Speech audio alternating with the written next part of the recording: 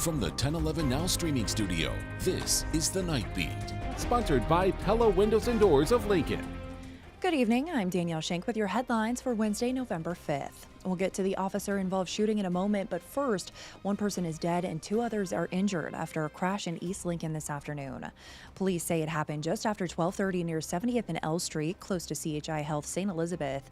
A southbound Ford Explorer hit a Nissan turning west. The Nissan driver later died at the hospital and a passenger was seriously injured.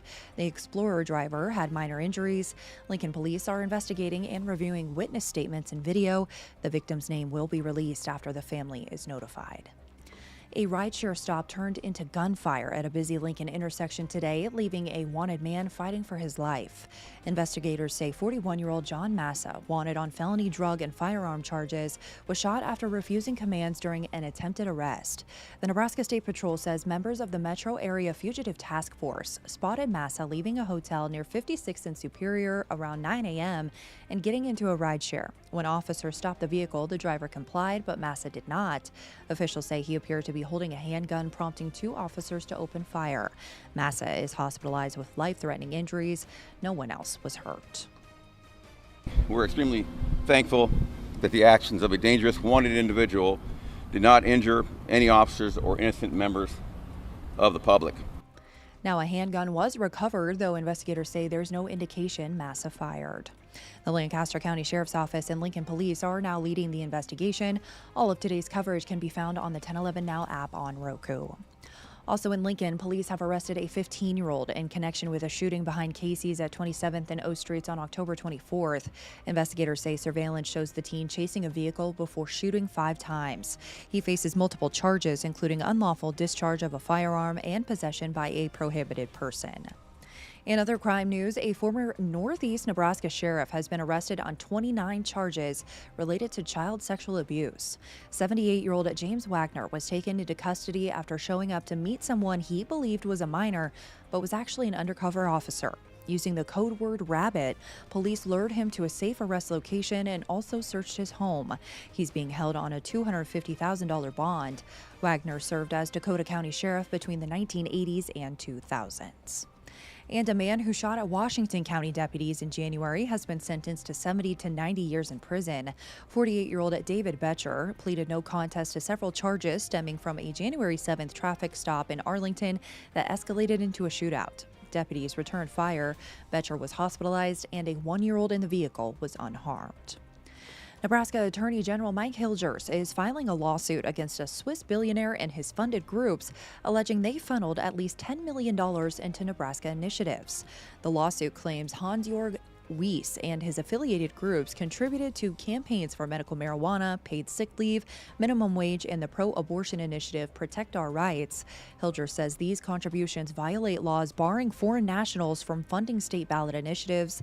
The lawsuit seeks to block future contributions, not overturn existing initiatives. They're explicitly and frankly brazenly violating the law, and so we have filed a lawsuit to stop them going forward.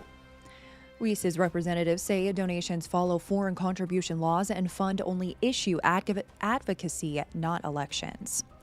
Nebraska Senator Pete Ricketts held a press call today addressing the 36-day government shutdown, the longest in U.S. history. He's continuing to blame Democrats for the stalemate, calling them complete hypocrites. You ask, why do I blame the Democrats? Because it's their fault. It's that simple. Look, folks, how many times do I have to point it out to you?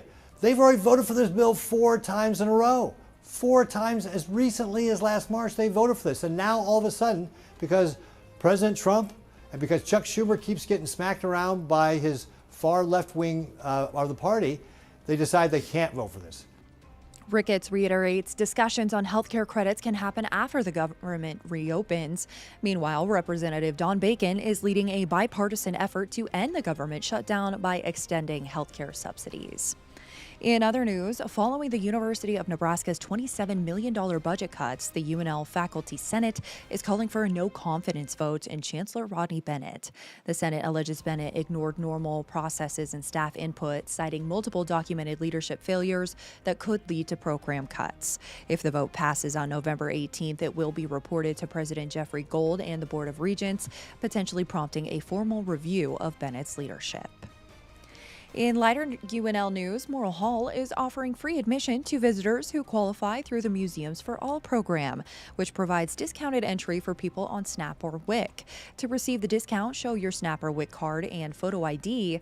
The museum is also supporting the Husker Pantry Winter Food Drive, asking visitors to bring food donations. Staff say with SNAP benefits paused, demand for pantry services has increased. Rounding out your night beat is a check of the 7-day forecast.